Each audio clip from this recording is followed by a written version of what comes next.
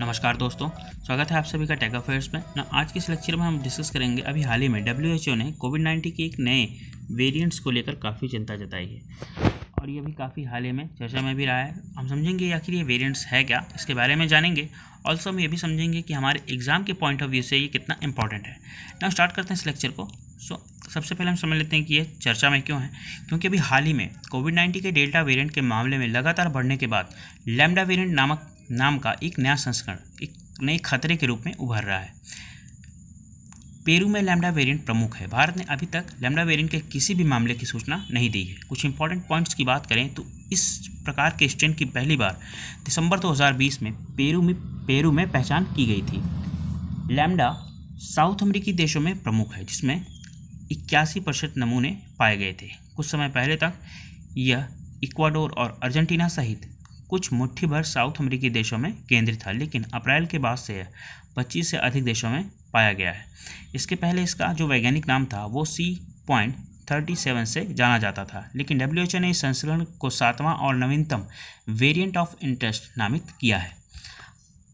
अन्य 4 को चिंता के प्रकार के रूप में भी इन्हें नामित किया गया है। बात करें इनके इंटरेस्ट के प्रकार की, तो इनका यह मतलब है कि इसमें शामिल आनुवंशिक परिवर्तनों की भविष्यवाणी की गई है। यह ज्ञात है कि यह संचरण क्षमता, रोग की गंभीरता या प्रतिरक्षा से बचने को प्रभावित करता है। यह इस तथ्य की भी स्वीकृति है कि विविधता ने कई देशों और जनसंख्या समूहों में महत्वपूर्ण सामुदायिक प्रसारण का कारण बना है। बात करें वेरिएंट ऑफ इंटरेस्ट की, तो यह एक प्रकार जिसके लिए संप्रेषण में वृद्धि, अधिक गंभीर बीमारी जैसे अस्पताल में भर्ती या मृत्यु में वृद्धि, पिछले संक्रमण या टीकाकरण के दौरान उत्पन्न एंटीबॉडी द्वारा बेअसर होने में उल्लेखनीय कमी, उपचार या टीकों की प्रभावशीलता में कमी या नैदानिक पहचान विफलताओं का प्रमाण है। जो यह 4 हैं, इनके नाम हैं अल्फ़ा, बीटा, गामा और डेल्टा, जिन्हें चिंता के प्रकार के रूप में नामित किया गया है और उन्हें एक बड़ा खतरा माना जाता है। इन सभी को हाल ही में ग्रीक वर्णमाला के अक्षरों के नाम पर रखा गया था, ताकि उनके मूल देश के साथ जुड़ाव से बचा जा सके, जो अब तक हो रहा था। अब इनसे जुड़ी चिंताओं को समझ लेते हैं कि क्या है।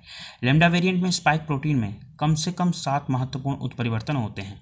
डेल्टा संस्करण में 3 होते हैं, जिसके कई निहितार्थ हो सकते हैं, जिसमें प्राकृतिक संक्रमण या टीकाकरण के माध्यम से बनाए गए एंटीबॉडीज़ के लिए बढ़ी हुई संप्रेषण या बढ़ी हुई प्रतिरोध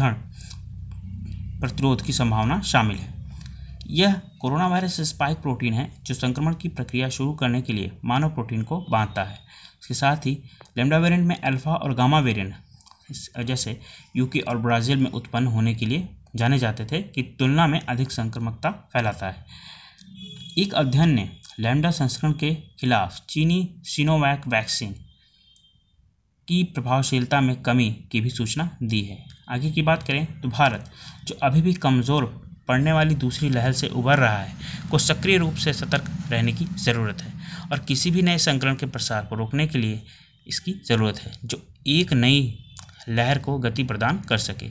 हमें विश्वविद्यालयों, मेडिकल कॉलेजेस और जैव प्रौद्योगिकियों कंपनियों में व्यापक आधारित अनुसंधान की नींव की आवश्यकता है, जिनमें से सभी को वित्त पोषण, प्रोत्साहित, सराहना और प्रतिभा को पुरस्कृत किया जाना चाहिए।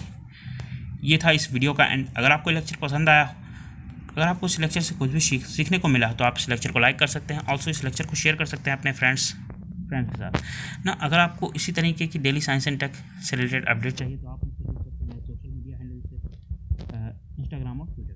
लिंक आपको डिस्क्रिप्शन में मिल जाएगा। मिलते हैं नेक्स्ट वीडियो में, तब तक के लिए thanks for watching this. Have a great day.